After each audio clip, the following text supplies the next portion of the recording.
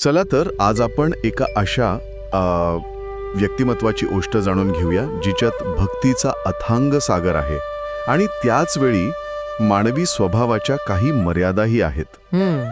आपण महानुभाव परंपरेतील एका अशा व्यक्तीबद्दल बोलणार आहोत ज्यांचं आयुष्य जितकं भक्तिमय होतं तितकंच गुंतागुंतीचं आणि नाट्यमय होतं. त्यांचं नाव दायंब बळेगावकर. बरोबर. आणि ही कथा फक्त एका भक्ताची नाहीये. ही कथा आहे गुरु शिष्य नात्याच्या एका वेगळ्या पैलूची. अच्छा. आपल्याकडे जे चरित्र आहे ते आपल्याला त्यांच्या प्रवासातील प्रत्येक वळणावर घेऊन जातं. आणि आज आपण हेच समजून घेणार आहोत की सर्वज्ञ श्री चक्रधर स्वामींवर एवढी अविचल निष्ठा ठेवणारे दायंबा ते अखेरीस आपल्या मार्गापासून थोडे भटकटले कसे. हाच तर खरा प्रश्न आहे. त्यांच्यात असं काय होतं की स्वतः स्वामींनी त्यांच्या भविष्याबद्दल एक भविष्यवाणी केली होती. अगदी. आणि या चर्चेला सुरुवात करण्यापूर्वी आपण तो काळ लक्षात घेतला पाहिजे. 13वे शतक. कोहू 13व्या शतकातला तो काळ जेव्हा समाजात कर्मकांडांचं जातीयतेचं प्राबल्य होतं. अशा वेळी श्री चक्रधर स्वामींनी महानुभाव पंथाची स्थापना केली, जो या सगळ्याच्या पलीकडे होता. एक्झॅक्टली. तो पंथ केवळ ईश्वरावरील निष्ठेवर आणि भेदभावरहित भक्तीवर जोर देत होता. आणि याच विचारधारेने अनेकांना आकर्षित केलं. आणि त्यापैकीच एक होते दायंबा. त्यापैकीच एक. दायंबा हे मूळचे जालना जिल्ह्यातल्या बळेगावचे. त्यांचं खरं नाव होतं भोजा आणि ते काराडे ब्राह्मण कुटुंबातले होते. अच्छा. त्यांच्या पहिल्या पत्नीचं निधन झालं होतं आणि असं म्हणतात की स्वामींच्याच आशीर्वादाने त्यांचं दुसरं लग्न पोमाईसा नावाच्या स्त्रीशी झालं. पण त्यांच्या आयुष्याला खरी कलाटणी मिळाली ती पैठणमध्ये. हो, ती स्वामींसोबतची पहिली भेट. ती भेट काही सामान्य नव्हती असं मी ऐकलंय. तो अनुभव कसा होता नेमका? अजिबात सामान्य नव्हता. पैठणमध्ये जेव्हा त्यांनी स्वामींना पहिल्यांदा पाहिलं तेव्हा त्यांना स्थित्यानंद प्राप्त झाला. स्थित्यानंद म्हणजे काय? ते दुर्गावर धावत सुटले. जणू काही त्यांना जगातली सर्वात मोठी गोष्ट सापडली होती. हीच त्यांच्या आणि स्वामींच्या अतूट नात्याची पहिली खूण होती. वा, म्हणजे पहिल्याच भेटीत इतका खोल अनुभव. साहजिकच आहे की तो त्यांच्या मनात कायमचं घर करून बसला असणार. हो ना. त्यानंतर तर ते स्वामींच्या भेटीसाठी अक्षरशः वेडे झाले होते. अच्छा. ते नांदुरा, बीड, रामदरा अशा अनेक ठिकाणी स्वामींना भेटायला गेले.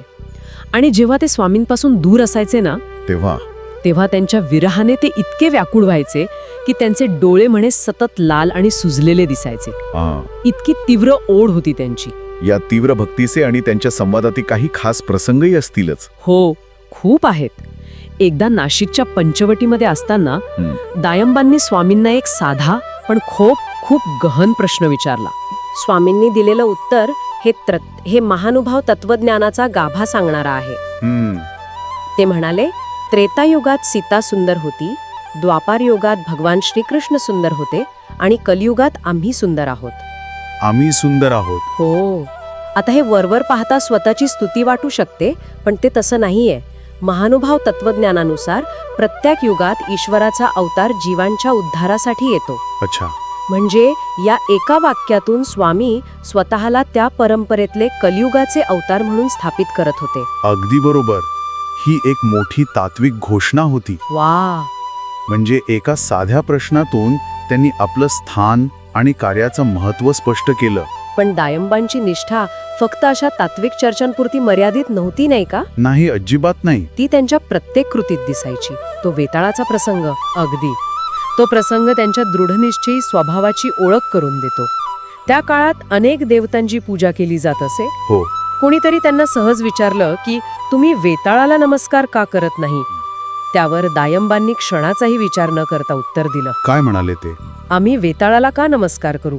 आम्ही आमच्या सर्व ज्ञानांना करू.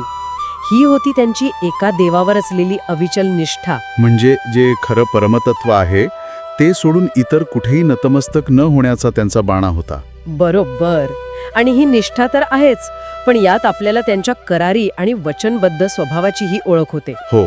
तोच स्वभाव सौभागा यांच्या प्रसंगात पुन्हा एकदा समोर आला, जेव्हा स्वामींनी त्यांची एक प्रकारे परीक्षाच पाहिली. हो, तो प्रसंगही खूप बोलका आहे. सौभागा ही स्वामींची एक भक्त होती. स्वामींनी दायंबांना विचारलं, जर सौभागा मरण पावली तर तुम्ही काय कराल? हा तर खूप अनपेक्षित प्रश्न होताच. पण दायंबांनी लगेच उत्तर दिलं, मुलाचं जे कर्तव्य असतं ते सर्व मी पार पाडीन. आणि हे फक्त बोलण्यापुरतं नव्हतं, त्यांनी ते करून दाखवलं. हो. त्यांनी दिलेलं हे वचन पुढे खरं करून दाखवलं, जे त्यांच्या वचनबद्धतेचं सर्वात मोठं उदाहरण आहे. म्हणजे त्यांच्या व्यक्तिमत्वात भक्तीसोबतच एक प्रकारचा करारीपणा आणि दिलेला शब्द पाळण्याची वृत्ती होती. आता त्यांच्या सेवेबद्दल बोलूया. गुरु शिष्य परंपरेत सेवेला खूप महत्त्व आहे. नक्कीच. बीडमधला एक प्रसंग आहे. दायंबा स्वामींना मर्दन करत होते, म्हणजे मालिश. तेव्हा तेलाचा एक थेंब चौरंगावर पडला. स्वामींनी तो थेंब स्वतःच्या बोटाने उचलला आणि आपल्या चरणी लावला. असं? हो. तेव्हा दायंबांनी त्यांना भोजराजाची गोष्ट सांगितली. भोजराजा कसा कलेचा आणि गुणांचा आदर करायचा. हे ऐकून स्वामी प्रसन्न झाले आणि त्यांनी दायंबांचं प्रसादिक नाव भोजा ठेवलं. त्यांच्या मूळ नावाशी जोडणार. हो. आणि त्यात एक आपुलकी होती. किती सहजपणे शिकवतो हे दिसतं. तो तर खूपच गमतीशीर आहे. दायंबा शेतकरी होते आणि त्यांना आपल्या कामाचा, वखरणे म्हणजे नांगरणीचा खूप अभिमान होता. अच्छा. एकदा त्यांनी स्वामींना आपलं काम दाखवलं. स्वामींनी पाहिलं आणि म्हणाले, सगळं उत्तम आहे, पण एक गोष्ट राहिली. काय राहिलं होतं? दायंबांनाही आश्चर्य वाटलं. तेव्हा स्वामींनी त्यांना दाखवून दिलं की नांगराच्या फाळाला जी माती लागली होती ती काढायला ते विसरले होते. ही एक छोटीशी चूक होती, पण यातून त्यांनी शिकवलं की कोणतंही काम परिपूर्ण असायला हवं. अगदी छोट्या छोट्या गोष्टींकडेही लक्ष द्यायला हवं. खरंय, गुरु नेहमीच अशा छोट्या प्रसंगांमधून मोठं ज्ञान देत असतो. पण स्वामींची केवळ शिकवणच नव्हती, तर आपल्या भक्तांवर अफाट माया सुद्धा होती. हो. तो खरुजेचा प्रसंग याचं उत्तम उदाहरण आहे. हो. एकदा दायंबांना खरूज झाली होती आणि त्यांना खूप त्रास व्हायचा. हे स्वामींच्या लक्षात आलं. त्यांनी अशी व्यवस्था केली की त्यांच्या स्नानानंतर दायंबांसाठी खास पाणी ठेवलं जाईल. खास पाणी? हो. आणि त्या पाण्याला इंद्रवणी असं नाव मिळालं. इंद्रवणी? दायंबा म्हणायचे की हे पाणी इतकं सुख देणार आहे की इंद्राच्या स्वर्गातलं सुखही यापुढे फिकं आहे. यातून स्वामींची आपल्या भक्ताच्या शारीरिक त्रासाबद्दलची करुणा आणि माया दिसून येते. इथपर्यंतची कथा ऐकली की वाटतं काय विलक्षण गुरुशिष्य जोडी आहे. प्रचंड निष्ठा, प्रेम, करुणा. पण इथून पुढे कथेला एक नाट्यमय वळण मिळतं. बरोबर. इथून त्यांच्या आयुष्यातील सर्वात खडतर आणि कसोटी पाहणारा प्रवास सुरू होतो. त्यांच्या करारी स्वभावाची एक वेगळीच बाजू समोर येते. हो. एकदा त्यांनी स्वामींना एक वचन दिलं. ते म्हणाले, मी माघ अमावस्येच्या आत आपल्याकडे पर्व करण्यासाठी येईन. आणि नाही आलो तर? नाही आलो तर माझा मृत्यू झाला असे समजा. हे खूप मोठं वचन होतं. आणि हे वचन पूर्ण करण्यासाठी त्यांनी जो प्रवास केला तो अक्षरशः अंगावर काटा आणणार आहे. अविश्वसनीय प्रवास होता तो. ते रात्री अपरात्री निघाले. वाटेत पहारेकरांनी त्यांना चुकीचा रस्ता दाखवला. अरे रे. रात्रीच्या अंधारात त्यांना लहान झुडपे, चोर किंवा भूतप्रेत असल्याचा भास झाला, पण ते अजिबात डगमगले नाहीत. त्यांच्या मनात फक्त एकच ध्यास होता. हो. स्वामींना दिलेलं वचन पूर्ण करायचं. आणि जेव्हा ते शेवटी खडकुलीला पोचले तेव्हा स्वामींची प्रतिक्रिया काय होती? जेव्हा त्यांनी स्वामींना घडलेली सर्व हकीकत सांगितली तेव्हा स्वामींच्या तोंडून जे उद्गार निघाले ते त्यांच्या निष्ठेला मिळालेली सर्वात मोठी पावती होती. काय म्हणाले स्वामी? स्वामी म्हणाले, भोजाची बरोबरी कोणी करू शकत नाही. एका शिष्यासाठी यापेक्षा मोठा सन्मान असूच शकत नाही. खरंय. पण ही कसोटी इथेच संपली नाही. यानंतरचा प्रसंग तर आणखीनच गूढ आणि रहस्यमय आहे. हो. स्वामींनी त्यांना भूत चतुर्दशीच्या दिवशी प्रवास करण्यास स्पष्ट मनाई केली होती. कारण तो दिवस अशुभ मानला जातो. हो. पण दायंबांनी हट्ट धरला. त्यांना जायचंच होतं. म्हणजे गुरुचा सल्ला न ऐकण्याचा हा पहिला प्रसंग म्हणायचा का? एक प्रकारे हो. त्यांचा हट्ट पाहून स्वामींनी त्यांना आपल्या गळ्यातला फुलांचा हार आणि तांबूल प्रसाद म्हणून दिला. संरक्षणासाठी? हो. एक प्रकारे संरक्षणाचं कवच. आणि जाताना एक अत्यंत महत्वाची सूचना केली. कोणती सूचना? रस्त्यात काही नवल दिसल्यास थांबून पाहू नकोस आणि मुख्य मार्ग सोडू नकोस. आणि रस्त्यात तसंच काहीतरी घडलं, बरोबर? अगदी तसंच घडलं. रस्त्यात त्यांना नवगावच्या देवतांनी त्रास द्यायला सुरुवात केली. त्या देवता शेळ्यांचं रूप घेऊन आल्या. अच्छा. आणि त्यांच्या टाचेवर आपले खूर ठेकवू लागल्या. त्यांना थांबवण्याचा प्रयत्न करू लागल्या. पण प्रत्येक वेळी जेव्हा दायंबा श्री चक्रधरांचे नाव घ्यायचे तेव्हा त्या मागे हटायच्या. हो. अखेरीस त्या देवतांनी हार मांडली आणि जवळच्या विहिरीत उड्या टाकल्या. स्वामींच्या प्रसादाने आणि नामाने त्यांचं रक्षण झालं होतं. हे सगळं ऐकून थक्क व्हायला होतं. एवढी दृढ भक्ती, एवढी निष्ठा, असं असताना स्वामींना त्यांच्या भविष्याबद्दल चिंता का वाटत होती? हाच या कथेतील सर्वात महत्वाचा आणि दुःखद भाग आहे. त्यांना असं काय दिसत होतं जे इतरांना दिसत नव्हतं? कारण स्वामी सर्वज्ञ होते. त्यांना दायंबांची भक्ती दिसत होती, पण त्याचबरोबर त्यांच्यातले काही मूळ संस्कारही दिसत होते. मूळ संस्कार? हो, महानुभाव तत्वज्ञानात दैवी संपत्ती आणि आसुरी संपत्ती या 2 संकल्पना आहेत. दायंबांमध्ये भक्ती, निष्ठा ही दैवी संपत्ती होती, पण त्याचबरोबर काही सांसारिक जुने संस्कारही होते, ज्याला असत संस्कार किंवा आसुरी संपत्ती म्हटलं आहे. म्हणूनच स्वामींनी ती भविष्यवाणी केली होती का? भोज्या, येथून मला शंख आणि तुळशी दिसत आहेत. अगदी. या वाक्याचा नेमका अर्थ काय होता? त्याचा अर्थ खूप गंभीर होता. शंख आणि तुळशी हे देवतांच्या पूजेचं प्रतीक आहेत. स्वामी त्यांना सांगत होते की तुमची भक्ती कितीही असली तरी मला तुमचं भविष्य दिसतंय, की तुम्ही पुन्हा एकदा मूळ मार्गावरून भरकटाल आणि देवतांची पूजा करत बसाल, शंख वाजवत बसाल. ही एक स्पष्ट धोक्याची सूचना होती. पण हे ऐकून आश्चर्य वाटतं.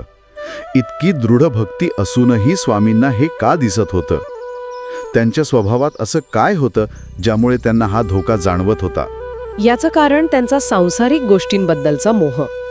त्यांचा तोच करारी स्वभाव जो भक्तीसाठी उपयुक्त ठरला, तोच स्वभाव त्यांना सांसारिक जबाबदाऱ्यांमध्येही घट्ट धरून ठेवत होता. अच्छा. म्हणूनच स्वामींनी त्यांना यातून वाचवण्यासाठी वारंवार संन्यास घेण्याचा उपदेश केला. त्यांनी त्यांना संन्यास घेण्यासाठी कसं समजावलं? काही उदाहरण दिलं का? हो, एक खूप सुंदर उदाहरण दिलं. त्यांनी वाऱ्याने आदळणाऱ्या एका वृक्षाकडे बोट दाखवून म्हटलं, हे पहा, या झाडाला कसं दुःख होतंय. तुम्ही जर संन्यास घेतला नाही तर तुम्हालाही असंच सांसारिक वादळात दुःख भोगावं लागेल. पण दायंबांनी ऐकलं नाही. त्यांना आपल्या कौटुंबिक जबाबदाऱ्या सोडवल्या नाहीत आणि हाच त्यांच्या आयुष्यातला निर्णायक चुकीचा निर्णय ठरला. स्वामींच्या नंतर काय झालं? त्यांनी सौभागा यांच्याबद्दलचं वचन पाळलं का? हो, ते पाळलं. स्वामींच्या उत्तरपंथे गमनानंतर म्हणजे दायंबांनी श्री गोविंद प्रभूंची सेवा केली. रुद्रपूरला असताना त्यांनी काही काळ मौन व्रतही पाळलं. आणि जेव्हा सौभागा यांचं निधन झालं तेव्हा त्यांनी स्वामींना दिलेलं वचन पूर्ण केलं. एका मुलाप्रमाणे त्यांनी त्यांचे सर्व अंतिम विधी केले. यात त्यांच्या वचनबद्धतेचा गुण पुन्हा दिसतो. स्वामींच्या जाण्याने त्यांना खूप दुःख झालं असेल? खूप दुःख झालं. असं म्हणतात की स्वामींनी त्यांच्या स्वप्नात येऊन आपण वेरूळला असल्याचं सांगितलं होतं. काही काळ तरी ते त्या आठवणीत आणि भक्तीत रमले होते. पण ज्याची भीती होती तेच झालं. हो, ती भविष्यवाणी अखेर खरी ठरलीच. कसं? ग्रह केला की ती जागा आता दायंबांनी घ्यावी आणि संसारिक जबाबदारीच्या ओझ्याखाली त्यांनी ते मान्य केलं. आणि मग तेच घडलं जे स्वामींनी सांगितलं होतं. अगदी तंतोतंत ते देवीचे पुजारी बनले.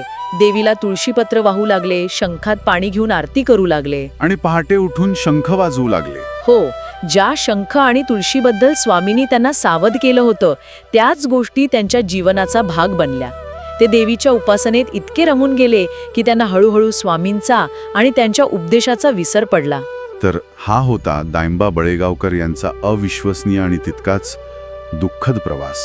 हो, एक असा भक्त ज्यांच्याकडे प्रचंड निष्ठा होती, साहस होतं, प्रामाणिकपणा होता. हो, ज्यांनी स्वतः स्थित्यानंद या दिव्य आनंदाचा अनुभव घेतला होता. पण ही कथा एक मोठा इशाराही देते. ही कथा दाखवते की आपले मूळ संस्कार, आपले असत संस्कार किती प्रभावी असू शकतात. गुरुने अंतिम मार्ग दाखवूनही त्यांच्या उपदेशाचे पालन जर आपण आपल्या हट्टामुळे किंवा सांसारिक मोहामुळे केले नाही तर अत्यंत निष्ठावान भक्त सुद्धा मार्गावरून भरकटू शकतो. हो, हेच यातून स्पष्ट दिसतं. ही खरं तर प्रत्येकाच्या आत चाललेल्या दैविक क्षमता आणि मानवी मोह यांच्यातील संघर्षाची कहाणी आहे. श्रोत्यांसाठी एक शेवटचा विचार सोडून जाऊया. ही कथा एक गहन आध्यात्मिक प्रश्न निर्माण करते. कोणता? एखाद्या व्यक्तीमध्ये खरी आणि तीव्र भक्तीची भावना आणि त्याचवेळी त्याला मुक्तीच्या मार्गापासून दूर खेचणारे सांसारिक मोह, या दोन्ही गोष्टी एकाच वेळी एकत्र असू शकतात का? आणि जर असू शकतात तर हे श्रद्धेच्या स्वरूपाबद्दल आणि मानवी चुकांबद्दल आपल्याला काय सांगते?